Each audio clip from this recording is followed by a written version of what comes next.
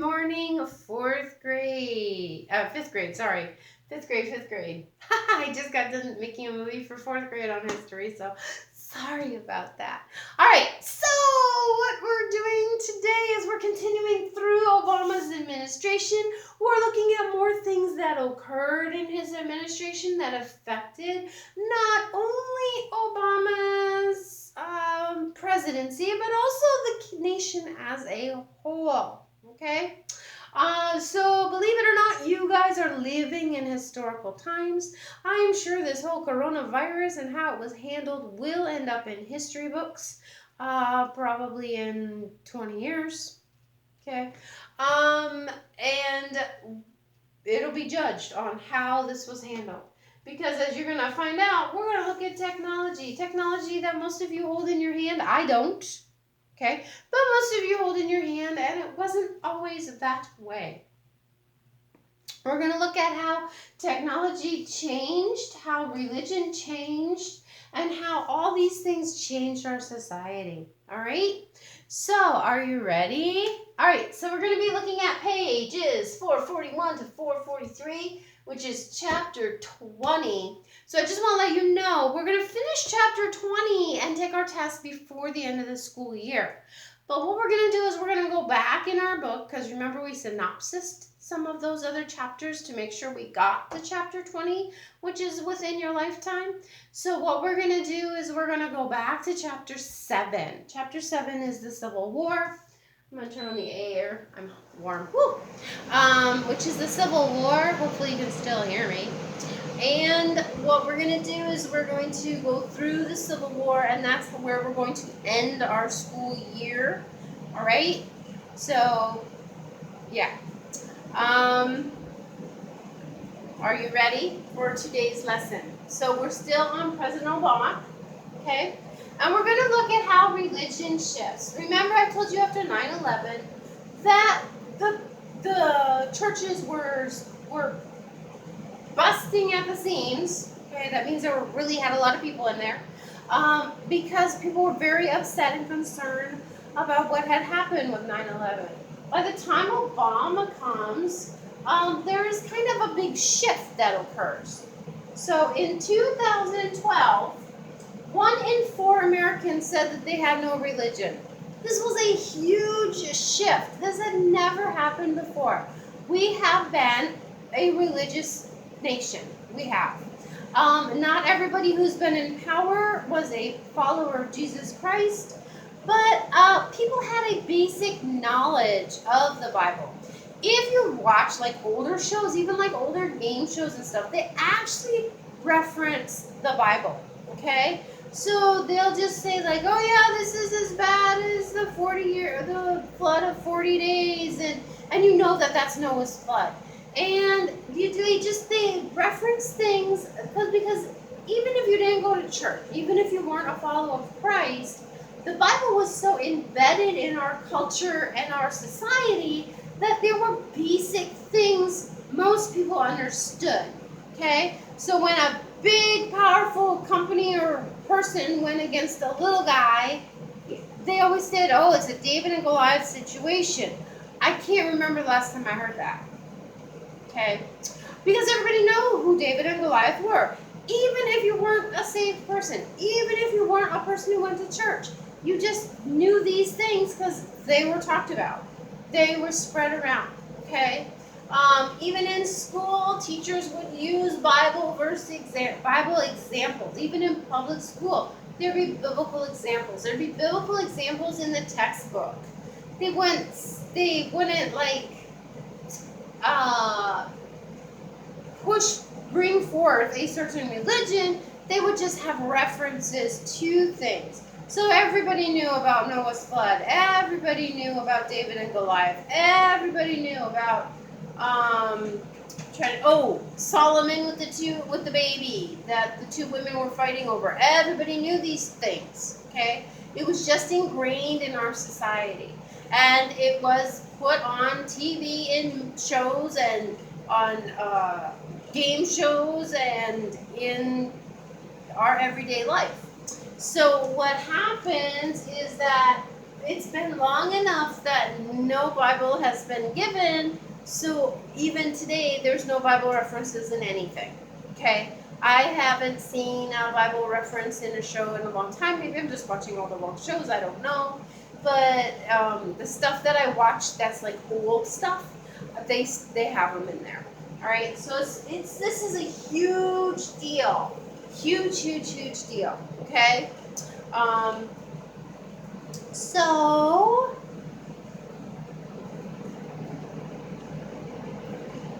some of the reasons are the secularization of America. So America has been basically told, okay, especially like in colleges, oh, if you believe in Jesus, you are small-minded, you're not thinking, you're just following a superstition, so they say things that are not true, to try to make people who have faith in the Lord feel bad or silly. And that happens a lot in colleges today even as well. And so a lot of people have turned away from the Lord. We're actually like in need of another revival. I think the last revival we had was in the 1970s, which was called the Jesus Movement. I'm pretty sure that's the last one I can think of anyway. There was kind of a little revival after 9/11, but it was more of people were scared and ran to the church, which was good. They ran to God for comfort, which is what we should do. But a lot of them did not have a life-changing experience. They did not know Jesus, okay? So they ran to God, but maybe where they were going to tell them about Jesus. Not every church teaches about Jesus or how to be saved or how to be a Christ follower. So that's why you gotta be careful what church you go to, okay? So the book said there's two factors that they think that this number went up. One is that fewer people held religious beliefs, which is what I've been talking about. And two is that they felt they could be more honest. So there are certain people who call themselves Christians, but they go to church twice a year, Christmas and Easter, okay? And all the rest of the time they just live their life the way they want to live it. So a true Christ follower, again, remember, going to church does not make you a Christ follower. It does not make you a saved person. Asking Jesus into your heart and your life makes you a Christian, a saved person. That's it. Okay, that's the only way. But the thing is that people would identify as being Christians, but they really weren't. They just went to church for whatever reason. Sometimes because that's what their family always did. Sometimes because that's what they just thought they should do. And so those people would identify themselves as religious, as Christ followers, even though they did not let God or Jesus run any part of their life. They did not surrender their life to the Lord. Does that make sense? So that's what the book said they thought. Like I told you, historically, we've been a Christian nation. A lot of the constitutions in the beginning, when President Washington was first in the office, they had in their constitution you had to be a Christian in order to serve in the government. Okay, and then there was a big push that no Christian should ever serve in the government. So it's just kind of evolved that way. All right. So no matter what, though, the Constitution of the United States, the First Amendment, guarantees freedom of religion. That means that no government can tell you you cannot go to church, you cannot worship God. No government can tell you you have to go to only this church or only that church. First Amendment says that Congress shall make no law to establish religion or to hinder the practice thereof. Okay? Hinder means to prevent people from doing it. Okay? So again, that opens up to religions that aren't following the Lord. There's actually a religion that follows Satan, but under the Constitution, they're allowed to practice that religion, even though we wouldn't like them to. But if we start taking religious freedoms away from some people, eventually you lose yours too. Okay? So someday some government might say, hey, we're closing all the churches and you can't go. Oh wait, that's happening, isn't it? Against the Constitution. Yeah. So that is an issue. So our freedom of religion is established by the First Amendment of the Constitution. And it says Congress shall make no law. None. All right. So the Supreme Court's going to be starting to hear cases because churches are starting to go into the courts and say, hey, you can't close our churches. It's against the Constitution, especially when you leave Walmart open. So I don't know what's going to happen with that. Hopefully something will change soon. All right.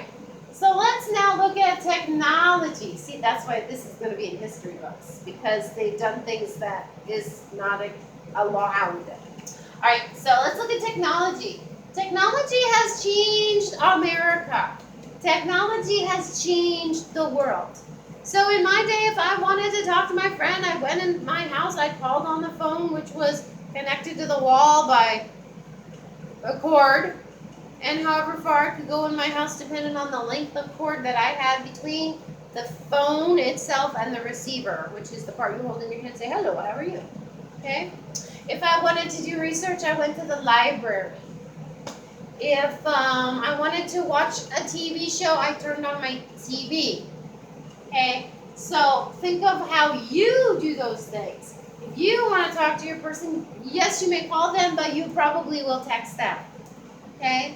If I wanted to write a letter, I had to write it by hand on a piece of paper, fold it up, because it was considered rude to write a friend a letter by typing. And then put it in the mail, and the mail would send it off, and it would take a week, usually, to get the letter, depending where it was going.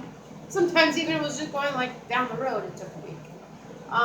Today, you go on your computer, you open it up, and you type an email, and it's almost instantaneously. I know it's not instantaneously because I'll send emails, and then it takes a few minutes to get there, but literally, it's like not a week or anything. Okay, so technology during Obama's time opened up something called social media. This is the first time in history social media appears. I know you guys have grown up with it, so it's probably really hard to understand that there was a time before social media, before Facebook, before Twitter, before Instagram, there was a time before this, okay? If you send somebody a picture, you didn't have to worry about everybody in the world seeing the picture, of you in your crazy hat. But now if you send a person a picture of you in your crazy hat, everybody might be able to see it if that person posted online for you. Yeah. So social media really affected our culture. So it affected how people interact with each other, okay? Which I already talked about. The letters versus email, right? A picture you send a person versus it getting on the internet, okay? Let me check my notes.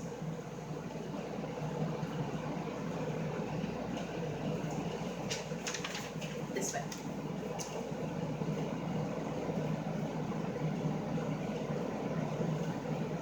All right. It even changed how campaigns were run.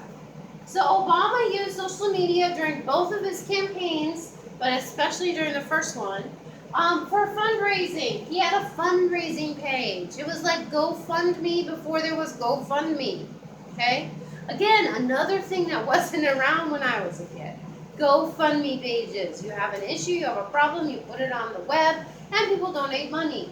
Well, Obama was kind of the first guy to do that. He's like, hey, give me $1, give me $2, give me $5. There was some sort of limit on it, like up to $10 or $5. It was a really low limit anyway, whatever it was. And he raised money that way. He also went online and said, do you like me? Like me, do you like me? Are you going to vote for me? Okay? Who do you support in the election? So he did all that. He also was the first person to use social media to get his message across. So he was really targeting the young people, because remember, you can vote when you're 18 in this country. So he was really going after them because they were really at this time the only ones on social media. I wasn't for people that were, say, beyond college years yet.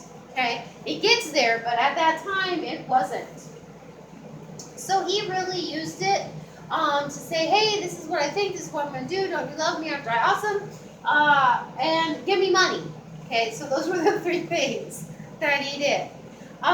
So this is kind of like, because he was the only one who did it, John McCain didn't do it.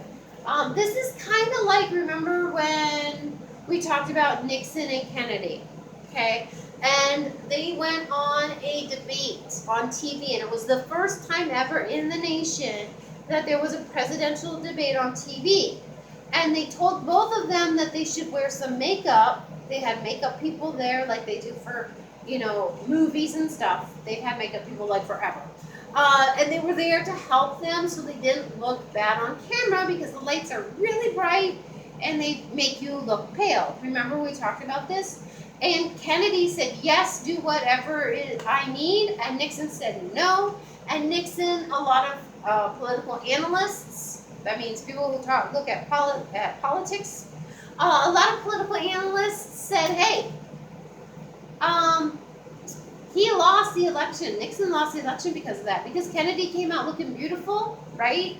And Nixon came out looking like he was death warmed over because he was so pale that people thought, whoa, I don't want that guy. That guy could die at any moment, okay?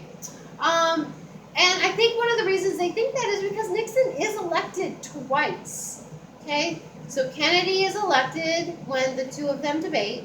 But then later in history, so Kennedy's assassinated and then Johnson becomes president. Well, then Nixon comes back and he runs for president and he becomes president twice.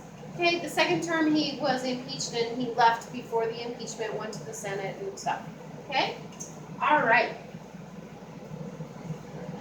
So that was kind of the same thing. Obama was reaching out to the young people in the format that they understood, which was social media, because it had just started at that time. And he became the president. Okay? And a lot of political analysts say he became the president because of the young people's vote. And I know I was in college at the time, because again, I went to college later. So a lot of the students were like, oh, he's so awesome, we're going to vote for him. And I'm like, oh, okay, what does he stand for? They're like, I don't know. I said, oh, okay, what policies of his that he's going to put in do you like? I don't know. I'm like, do you believe everything he says? Oh, yes, that's why I'm voting for him. I'm like, okay. So he was very effective in this. Just like Kennedy was very effective in his debate, because he chose to accept the help that was offered to him, and Nixon was not. Okay? Same kind of idea. McCain didn't really do the social thing. Yeah, McCain's like way older than I am, and he didn't do the social media thing, and so he really did not get the young people vote. Does that make sense? All right. Social media. Like I said, you can, social media completely changed our lives. It changed how people communicate with each other, which I've said. In fact, if you go to a restaurant today, well, I know you can't right now, but when you could go to a restaurant, if you sat and you kind of looked at other tables, yeah? A lot of people, even though they're at the same table, they're not talking. What are they doing? They're on their smartphones and they're doing whatever they're doing. I don't know. Texting somebody, looking up something. I don't know. Okay? So we don't really communicate. I've even heard funny stories that they're texting each other at the table. They're not talking. They're just texting. I don't know. All right? So that brings us to the next big change that happened in our society. Before social media and technology, everybody who had a cell phone just had the flip phone like me. Because what did we do on it? We called people. Okay? And then Apple brought in smartphones. Yes. my dear fifth graders, there was a time before smartphones. All right, and smartphones, what do they not do very well? They don't call people very well, but they do everything else wonderfully, okay? So people got smartphones that they can hold in their hand, and they can go on the internet, and they can make movies, and they can, okay? It changed how people communicate in the fact that you can become famous on YouTube, or you can become infamous, okay? So if you do something, anything, it can be recorded by the smartphone and put online and go viral, okay? So what it means to go viral, it means a story, a news item, a picture that is seen by lots of people, looked at millions of times, okay? That is what going viral is. So now if you make a mistake and you do something silly before smartphones and this technology stuff, the only people who knew you did something silly were the people who were right around you. It was something that you could be like, whoa, that was a mistake, and you could move on. Nowadays, you be silly, you make a mistake, people videotape it and put it on YouTube, and it's there forever and always, okay? So, be careful. Be careful what you put on the internet. Be careful what you do. Yeah? Be careful. All right, and if you're a friend to somebody, don't just go, oh, that's so silly what they did. Ask them if you can post it before you do, because there's no way to get it off. Once you put it up, it's up there forever, which is why I tell you, don't ever put a message on a YouTube video I'm giving you. Message me in Classroom, please. So, because it will be there forever for all people to see. All right? Okay. It also changed how people shop. A lot of stores started going out of business because of online shopping, the technology, okay? So Amazon, I love Amazon. I have nothing against Amazon, but Amazon put a lot of people out of business, okay? So when I'm looking for something and I didn't find it real quick at a store, I go right to Amazon. Sometimes if I go, that's hard to find an item, I go to Amazon. I have a membership at Amazon. So it has changed how people shop. All right. Used to, you went to stores. Used to, Sears had a catalog that would come to your house at Christmas time, and you look through the catalog and circle. My brother and I always did this. We circled the things we wanted for Christmas, and then we give the catalog to my mom. Okay. That doesn't happen anymore. There is no Sears, basically. There's very few, if any, left at this point that I'm taping this. Taping, yes. See, that's what we used to call it. I said that to Hannah the other day, and she goes, you mean recording? I'm like, yeah, same difference. So it's even changed how we talk. Yeah. Let me make sure I have everything on there about change. All right. So internet sales are huge. Yeah. Oh. So now you don't have to go to a video store. So, and that was considered great technology. So when I was like in high school is when they came out with VCRs. Well, cheap enough for everybody to be able to have one. Always remember when I say that, that's not really when they came out.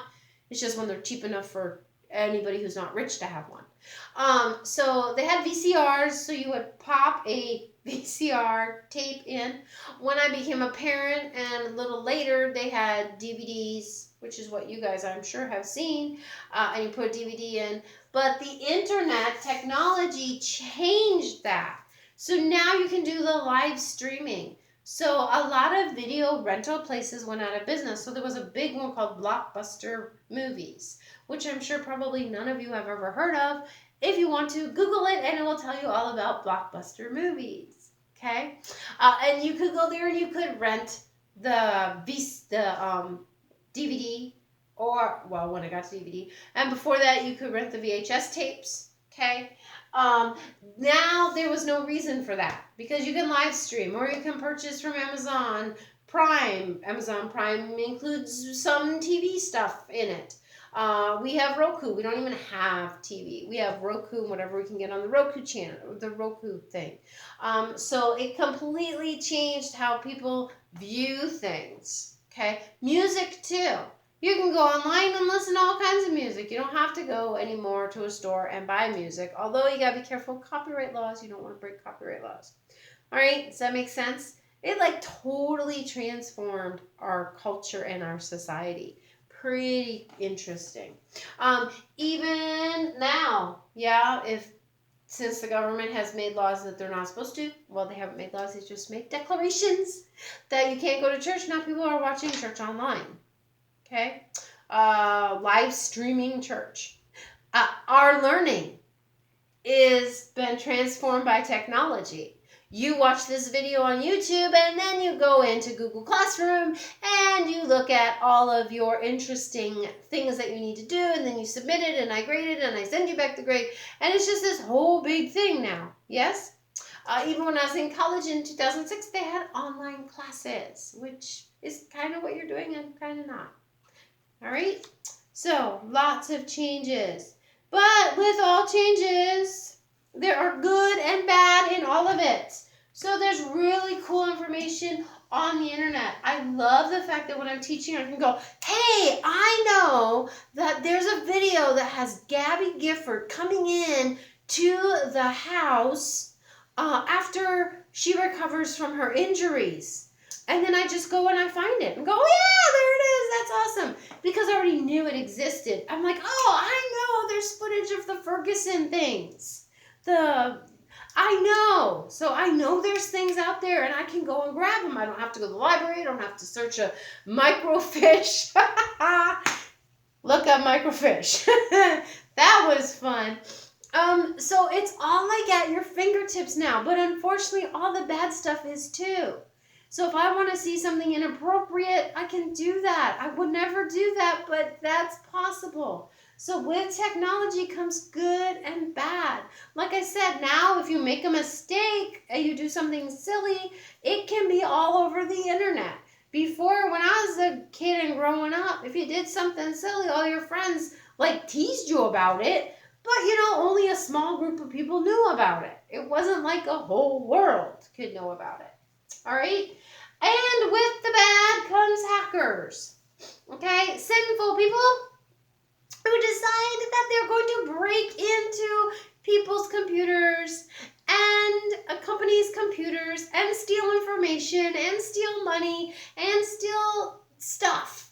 Okay? I mean, they can't like go in your house on a computer and take your cash out of your wallet, but they would steal your identity. They would steal classified information, okay? And they would get into bank accounts and they would take money out of bank accounts electronically because a lot of our money now is electronic, okay? My husband works for the government. Anybody who works for the government gets their paycheck put in electronically. There's no more checks that you have to go to the bank and put in the bank, okay? Some companies still do that. Mine is still a check, so I go to the bank with my check. But a lot of companies went to, and especially the federal government, because they are massive and huge, went to what's called direct deposit. So it's all electronically. So the hackers were able to figure out how to get into some banks electronically early on and withdraw money. Now they have all kinds of firewalls and stuff. It makes it harder. But I know that I've heard about the Zoom stuff. I've heard about hackers going into the Zoom stuff and putting on inappropriate things during a lesson. And it's live, so there's, it's really hard to stop when you're live and then all of a sudden this inappropriate thing shows up. So hackers sometimes just hack and just to create mischief. Yes, to be sassy. So that is what happened with them. With hackers came software to try to stop them. Okay? So like there's Norton today and stuff. that tries to stop people from getting into your computer and grabbing information and things. All right? So, this is how our society has changed. I hope you enjoyed the video. I know these videos are getting long, but again, it's not more than the 45 minutes that we are normally doing. All right, secret password. So what I'm doing is at the end of some videos, I am going to give out a secret password. And with your secret password, if you type it into the private comments, don't share it with anybody. If you type it into the private comments, you get extra 2 bonus points on your assignment. If you tell somebody else the private secret password, or that there is even a private secret password, then I will take 2 points away from you. Okay? All right, so if you type in the secret password, you get 2 extra bonus points. Are you ready? Secret password for today is election. Okay, because we've been talking about Obama's elections, all right, today, and how he used technology. How he used technology to help in his campaign. Okay, so election. Secret password is election. Election. Got it. All right, I'll see you tomorrow. Bye.